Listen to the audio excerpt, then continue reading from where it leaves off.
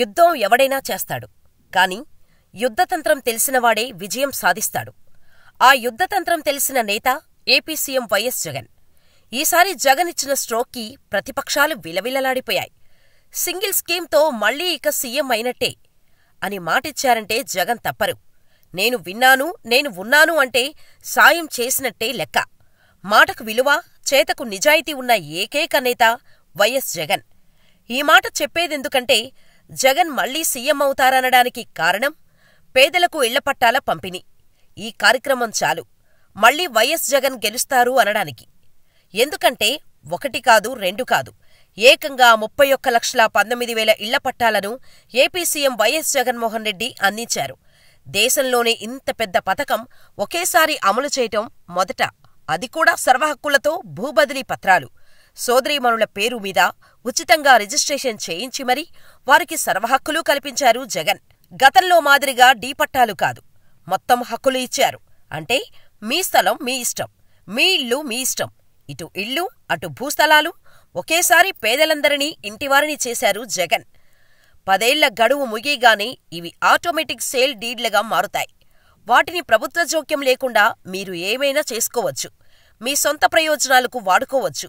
ఇంటి స్థలం, ఇంటి నిర్మాణానికి 1,80,000 సాయమిస్తూ ప్రభుత్వం సాయం చేస్తోంది. 1,000 ఎకరాలను సేకరించి ఇల్లు ఇస్తున్నారు జగన్. ఈ కార్యక్రమం చాలు వైఎస్ జగన్ మళ్లీ సీఎం అవటానికి. పేదల పక్షాన జగన్ ఉన్నారనడానికి ఇంత పెద్ద కార్యక్రమమే నిదర్శనం. అటూ ఇటుగా దాదాపు 32 లక్షల మంది పేదలకు పట్టాలిచ్చారు జగన్. ఈ లెక్కన ఇంటికి 3 ఓట్లు ఉన్నా కూడా దాదాపుగా 1 కోటి మంది ఓటర్లు తమను ఇంటివారిని చేసిన జగన్ రుణం ఖచ్చితంగా తీర్చుకుంటారు జగన్. సంక్షేమం పరుగులు పెట్టాలంటే జగన్ సీఎం కావాలని అంతా అంటున్నారు. ఈ బ్రేకింగ్ పథకంతో జగన్కు జనం నీరాజనం పడుతున్నారు. రాష్ట్రం మొత్తం మీద ఈ ఒక్క పథకం వల్లే దాదాపు 1 కోటి మంది ఓటర్లు ఫ్యాన్ కిందకు రావడం ఖాయం. అంటే ఇక జగన్ గెలుపు నల్లేరు మీద నడకే. పేదల కోసం జగన్, జగన్ కోసం పేదలు అనడానికి ఇంతకంటే ఏం కావాలి? జగన్ ఇచ్చిన మాట నిలబెట్టుకున్నారు. మీకు సాయం చేశాను, ఇంకా సేవ చేస్తాను.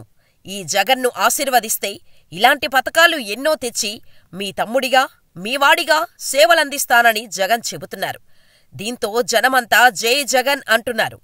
పట్టాలంటే ఊరికే అనుభవించటానికే కాదు, మీ కష్టాలు, అవసరాలకు అనుగుణంగా మీ ఆస్తిని వాడుకోమని చెప్పారు జగన్. ఇలా పేదల కోసం చట్టాన్నే మార్చిన ఏకైక నేత జగన్. గతంలో చట్టం ఒప్పుకోదని కేవలం ప్రభుత్వం ఇచ్చే ఇళ్లు, భూములన్నీ కూడా అనుభవించటానికే అన్నట్టుగా ఉండేది. దీంతో తర్వాత అనుభవించటానికి ఎవరూ లేకపోయినా ఆడపిల్లల చదువు, పెళ్లిళ్లకు ఆస్తులున్నా పనికి రాకుండా పోయేవి. అందుకే జగన్ వారి మనసును, కష్టాలను అర్థం చేసుకొని జగన్ వారి కోసం చట్టాన్నే మార్చారు. మరి ఇంత చేసినా 1 కోటి మంది జగన్ వెనుక నడవకుంటే ప్రతిపక్షంలో ఉన్నవారికి ఓటేస్తారా? గతంలో సీఎంగా పనిచేసినా సాయం చేయని బాబు ఏవో కూతలు కూస్తే నమ్మిపోతారా? కానే కాదు. జగన్ కోసం జనం, జనం కోసం జగన్. అదే ఈ అద్భుత లక్షల మందికి ఇచ్చిన ఇంటి పథకం. 1 కోటి మందికి పైగా ఒకేసారి చిరునవ్వులు చిందించే పథకం. ఈ ఒక్క స్కీముతో అపోజిషనుకు కుబుసాలు కదిలిపోయి షేక్ అవుతున్నారు.